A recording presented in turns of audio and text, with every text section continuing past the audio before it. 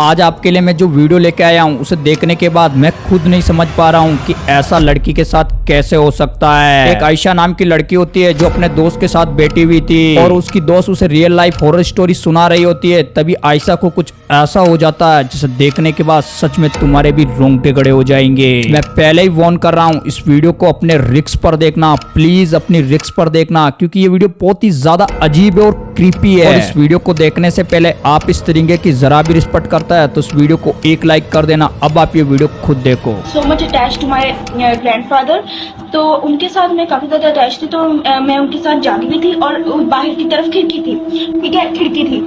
तो क्या नाम लेते हैं, And when I saw her eyes at that time, I literally forget the story. थोड़ा सा तुम भी बताओ ना, तुम्हें तो पता है ना। आयशा जी, अम्मी।